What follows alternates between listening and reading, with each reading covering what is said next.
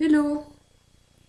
Un petit partage pour toutes les personnes qui se sentent concernées par, euh, par un peu de désespérance, je sais pas si ça se dit, ou de désespoir, qui désespèrent de voir les choses évoluer, changer, et qui se heurtent à cette attente que souvent on a peut-être eue suite aux derniers événements au confinement et à tout ce bazar là qui fait que on a pu penser que, enfin en tout cas, il y avait une grosse espérance que les gens prendraient conscience de certaines choses, qu'il y aurait des changements majeurs suite à ça.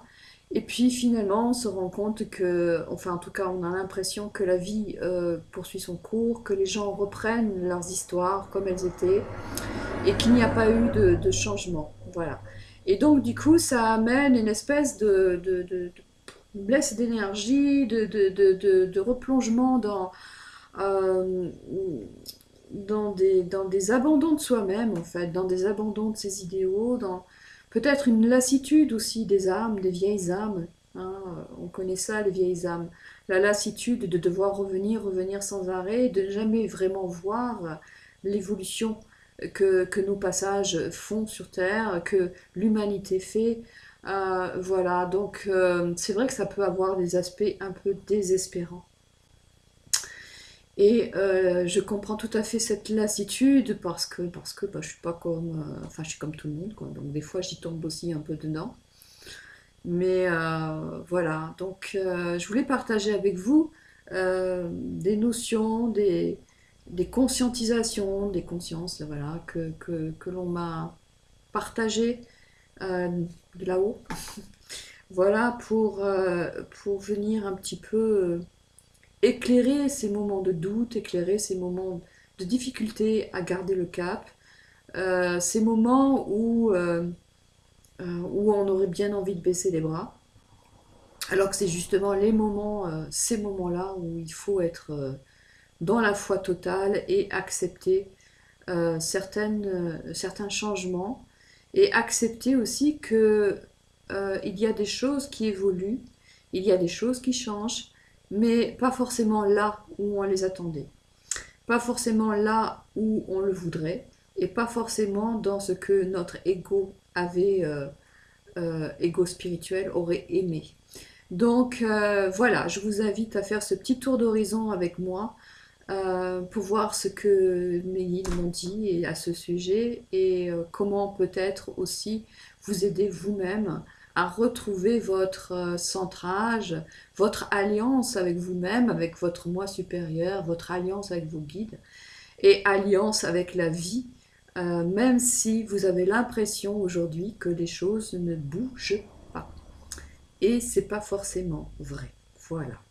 Donc, ce qu'on m'a dit, c'est que la première chose, c'est quand on désespère, eh bien, il faut trouver de nouveaux repères. Donc, autrement dit, on va travailler la notion du père en nous, c'est-à-dire nous donner des repères, des valeurs, des points stratégiques vers lesquels on va se focaliser à nouveau. Peut-être tout simplement parce qu'on a oublié certaines choses et qu'on a peut-être besoin simplement de nouveau et de rentrer dans du nouveau. Donc le Père, c'est celui qui va nous donner un petit peu notre indépendance, c'est la lumière, c'est le soleil, c'est cette énergie qui nous permet de devenir autonome, de grandir, de croître. C'est cette énergie qui nous permet aussi de trouver en nous la force d'aller de l'avant, d'aller vers notre autonomie, d'aller vers plus de d'individu. Alors comment on pourrait dire ça? C'est pas d'individualisation, ah mince. Euh, oui, d'individualité, mais dans le sens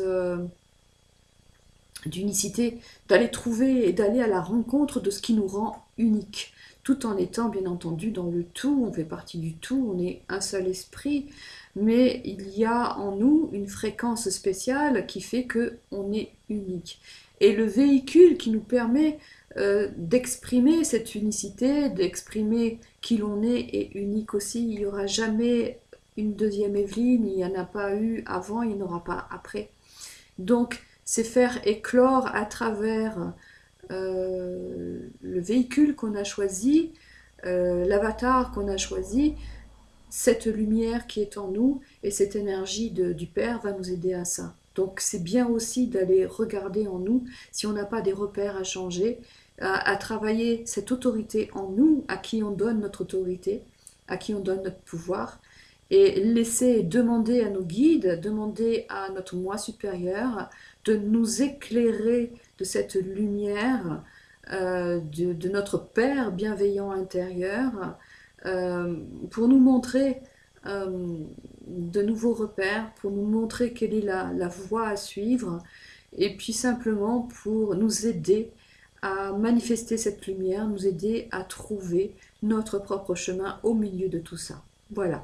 Donc changer de repère, ça veut dire quoi? Ça veut dire aussi que quand on a attendu beaucoup de choses de ces derniers événements, par exemple, on attendait sûrement un grand changement de conscience, que certains, tout d'un coup, seraient beaucoup plus dans l'écologie, le partage, la fraternité, qu'il y aurait un souci par rapport à la terre, par rapport à la façon dont on gère la nature, dont on gère les animaux, à la façon dont on collabore avec la nature, à la façon dont on devrait collaborer avec le monde animal et puis tous les autres mondes, tous les autres règnes.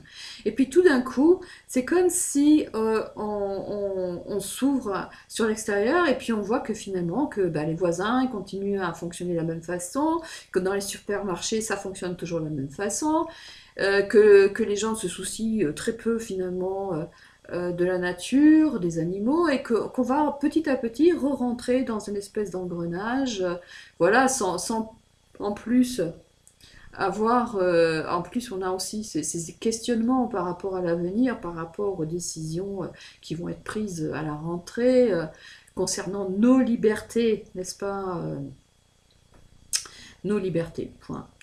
Voilà, donc ça fait beaucoup de pataquès et tous ces pataquès font que finalement on va perdre les repères, les bons repères. Donc, puisqu'on a perdu nos repères, autant en refaire d'autres. Et pour le coup, eh bien, peut-être revoir euh, ces attentes que l'on avait et aller se demander de quel endroit elles venaient. Parce que finalement, ce changement qu'on espère tous, qu'on attend tous, c'est-à-dire de vivre dans un monde meilleur, c'est vraiment très légitime et c'est surtout à ne pas jeter aux orties, quoique les orties c'est quelque chose de très bénéfique, mais en fait ce n'est pas à jeter dans les oubliettes plutôt. Et puis voilà, c'est juste faire la part entre ce que notre ego croit et ce que nous, en tant qu'êtres de lumière, on sait, les connaissances que l'on a à l'intérieur de soi. Alors les changements ne sont pas forcément là où on les attend, parce qu'évidemment on attendait, dans tous les domaines que j'ai cités, des choses bien précises. Chacun s'est fait un film bien précis, mais à partir de quoi? À partir de ce qu'il avait en lui comme idée, à partir de ce que l'ego aurait aimé ne plus avoir à affronter, etc., etc. Donc finalement, il faut se dire, je pense, qu'il y a des changements qui se font, des changements qui seront récurrents, mais peut-être pas forcément là où nous, où notre ego, notre mental aurait voulu les voir. D'accord? Alors, c'est juste ce petit repère à changer et se dire, ok, au lieu d'aller voir tout ce qui va pas, peut-être que je vais aller voir tout ce qui va bien. Et si, surtout en ce moment, on ne nous met pas forcément ce qui va bien en première ligne de mire, hein, voilà. Mais ça, c'est une première chose, c'est vraiment se dire qu'il y a des choses que l'on voit pas, mais qui se sont déjà là. Euh, Ça, c'est la première chose, changement de repère. Changement de repère aussi au niveau du temps, au niveau du timing. La matière est très, très, très, très lente. Très lente. Et dans le monde dans lequel on vit, qui est un monde de densité assez importante, encore, c'est toujours lent. Euh, Encore une fois, les choses qui sont... Les changements importants se font d'abord dans le monde des éthers, d'abord dans les mondes subtils, d'accord, et ensuite viendront se manifester sur Terre.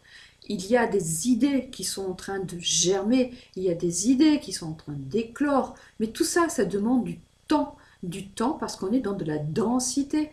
Et moi, je connais ce problème-là parce que franchement, c'était récurrent et c'est encore récurrent chez moi parce que je suis venue avec cette notion que, évidemment, dans d'autres mondes, hop, les choses se font tellement plus rapidement qu'ici, cette lourdeur, cette densité, ce temps qu'il faut pour que les choses se manifestent concrètement, eh bien, c'est toujours quelque chose qui vient heurter les âmes sensibles, qui vient heurter les êtres, les esprits qui viennent de mondes plus subtils, ça vient heurter aussi certaines sensibilités, ça vient heurter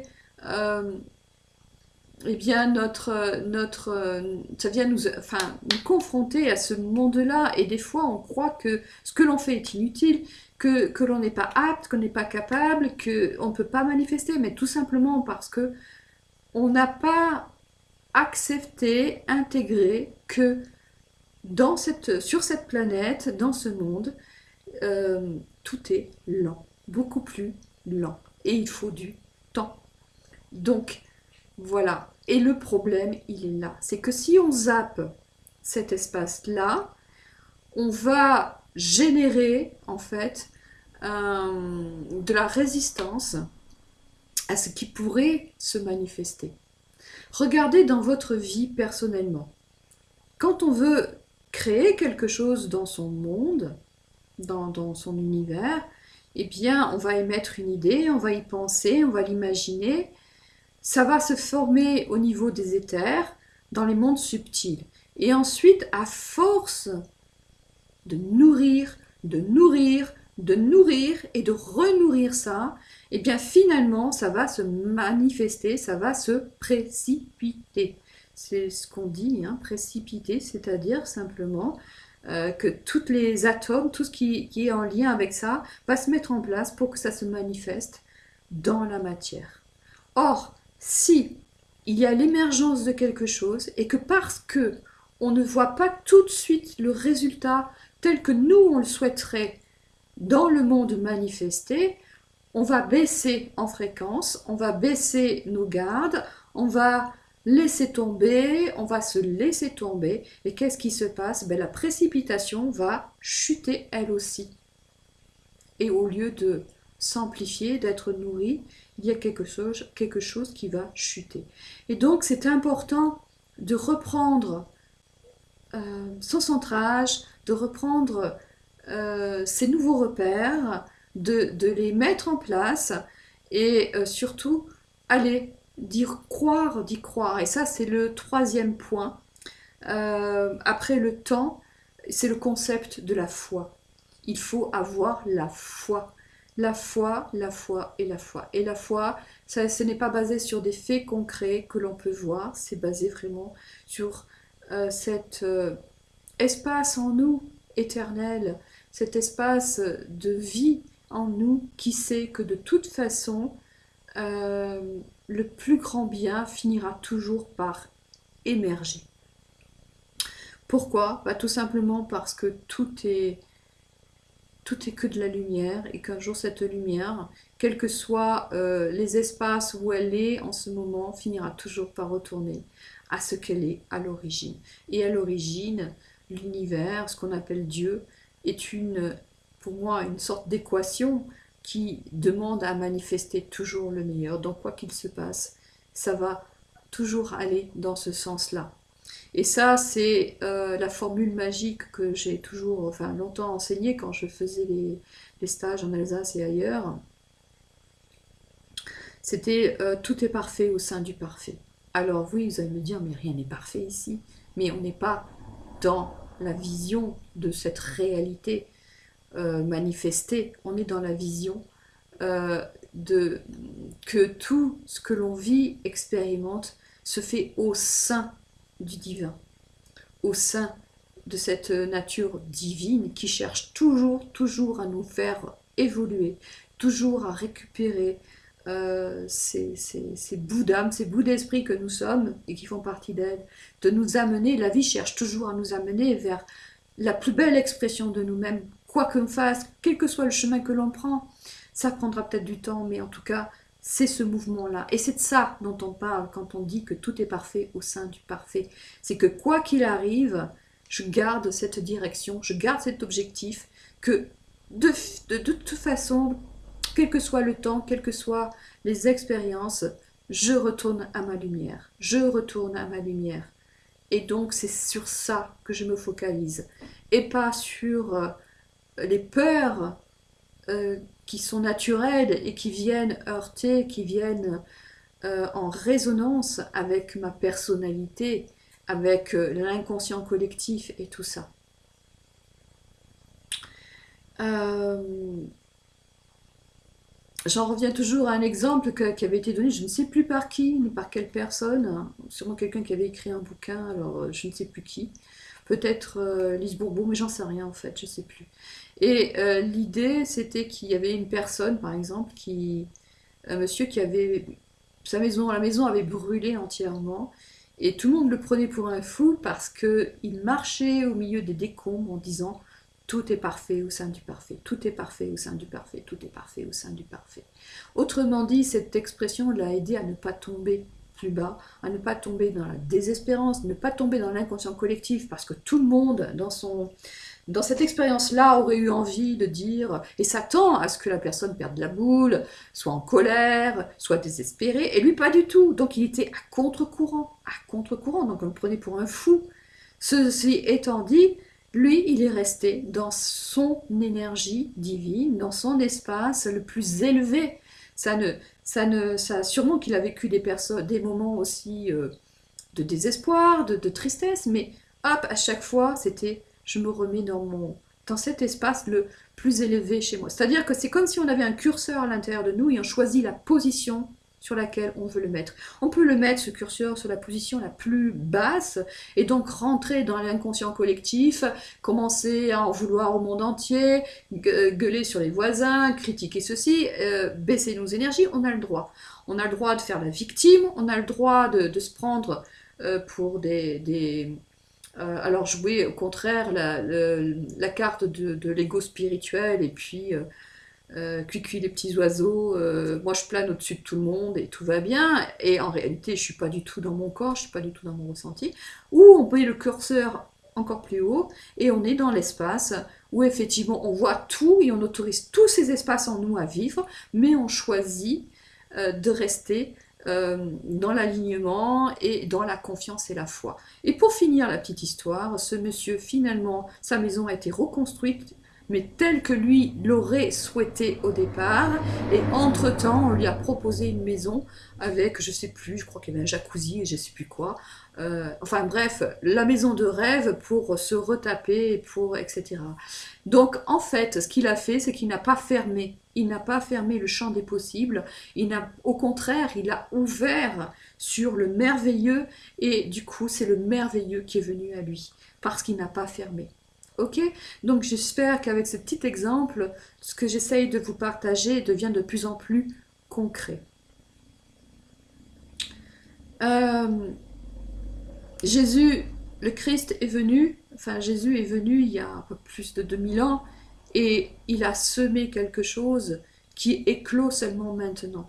Donc finalement, on voit bien que les maîtres ont de la patience, et peut-être que nous, on peut en avoir un tout petit peu, enfin essayer en tout cas. Je dis pas que c'est toujours facile, hein, mais l'important c'est pas de tomber on s'en fiche, on tombe et puis c'est tout quoi. Mais c'est de se relever illico et pour repartir de plus belle et remonter encore plus haut. Voilà. Et je voulais vous partager une dernière chose aussi, qui est importante, c'est de garder donc cette vision d'imaginer et de garder la vision, pardon, du monde tel que vous le souhaiterez. Continuez à entretenir ça. Nourrissez-vous encore de belles choses. Ne regardez pas que ce qui ne va pas. On le sait que ça ne va pas, on le sait. On sait qu'il y a des choses horribles qui se passent. On le sait. C'est plus la peine d'aller s'entretenir avec ça. On sait ce qui est en dessous. On sait quels sont les buts de certains. On sait tout ça. On a la connaissance de tout ça. Donc, pour moi, il n'y a plus rien à y ajouter. Si on continue à nourrir ça, et bien en fait on nourrit ça, tout bêtement quoi. Voilà, on le nourrit à l'intérieur de nous, ça fait baisser nos fréquences. Ça ne veut pas dire qu'on est complètement abruti, qu'on ne veut pas voir les choses telles qu'elles sont, qu'on ne veut pas réaliser telles qu'elles sont, mais ne rentrons pas surtout dans cette colère ces colères peut-être des colères spirituelles aussi et qui font que on va perdre notre objectif. Et surtout, je parle pour nous, j'allais dire les gardiens de ces énergies, euh, comment on pourrait dire, d'artisans de lumière, quoi. Voilà. Euh, on va perdre notre objectif si on se laisse happer par ça trop souvent.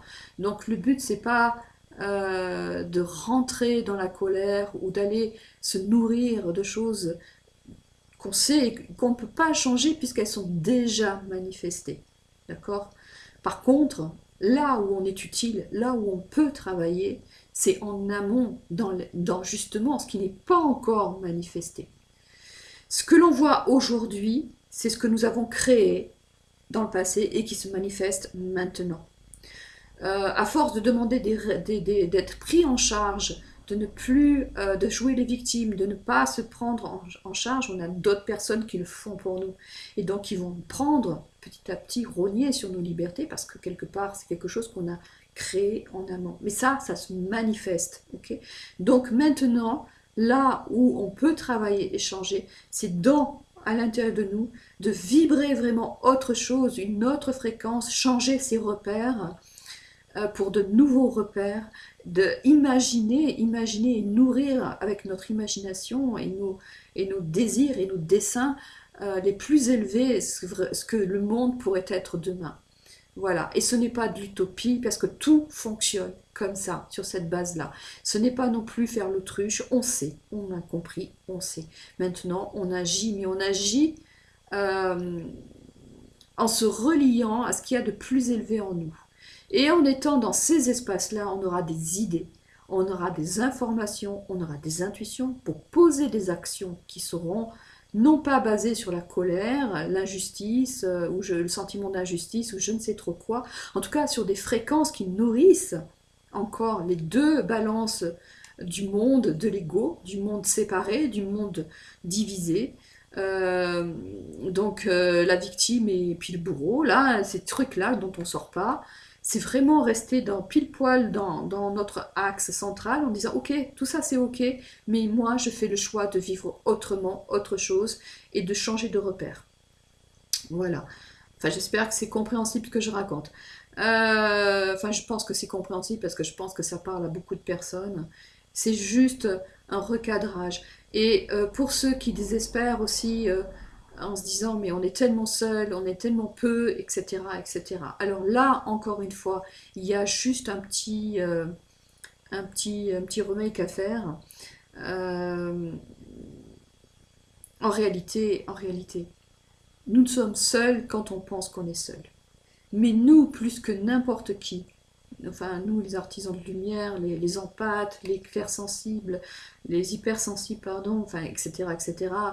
Euh, on, mieux que personne, enfin c'est pas plus que les autres, mais parce que tout le monde a la capacité d'avoir du lien, tout le monde est accompagné de ses guides, etc. Mais nous, encore plus que les autres, on est des générateurs de liens, on porte le lien en nous. Donc on sait très bien qu'on a des connexions avec des maîtres, avec des guides, mais pas seulement avec ça, avec eux, pardon, on a des guides aussi qui sont extraterrestres, on a des guides de toutes sortes, on a des liens avec la nature, on a des liens avec tous les règnes. Est-ce qu'on est vraiment seul? Non. C'est juste que quand on est vraiment perdu, désespéré, on se croit seul. Et du coup, c'est nous qui nous coupons de nos liens. Donc plus, voilà. Donc, je veux dire, quand on fait une prière, quand on fait une demande, allez en conscience se relier à tous ceux qui sont derrière nous. Et il y a du monde derrière nous. Il y a énormément de monde. C'est juste en prendre à nouveau conscience, et je dis bien à nouveau parce que ça vous le savez, et du coup réaliser que quand on fait quelque chose, quand on fait une demande, quand on imagine, on n'est pas seul à le faire. Et au-delà de ça, on peut aussi se relier les uns aux autres. Tous les artisans, quelque part, sur la grille, on est quand même connectés. Donc, ça fait du monde. On n'est pas tout seul. Et moi, je me souviens quand je travaillais il y a 20 ans, 15 ans, je ne sais plus, avec un groupe, là, on faisait beaucoup de nettoyage. Et quand on demandait des nettoyages, on se reliait toujours à tous les maîtres, à tous les guides, etc. Et on disait, bah, dans la salle, on est peut-être allez, 15, 12, je ne sais plus. Mais en réalité, on est X, je ne sais plus, puissance, je ne sais plus combien, à faire ces demandes-là. Donc c'est juste rester à nouveau dans cette foi, dans cette confiance que vraiment on est accompagné et que, eh bien, oui, peut-être qu'on met des choses en place qui ne seront là que quand nous, on ne sera plus là. C'est fort possible. C'est même presque certain que le monde qu'on espère, ben, ça sera bon, bien plus tard. Donc, ceci étant dit, on va peut-être se réincarner aussi sur cette terre et peut-être qu'on en profitera à ce moment-là de ce que nous aurons semé et on sèmera à nouveau autre chose. Toujours pour grandir et pour faire avancer le schmilblick. Voilà. Écoutez, j'espère que cette vidéo vous aura parlé, aidé, que ça va ranimer en vous toute votre belle, magnifique lumière, enfin ranimée, elle n'est pas éteinte hein, de toute façon, mais disons plutôt apporter un petit peu de feu à votre lumière, à votre belle lumière.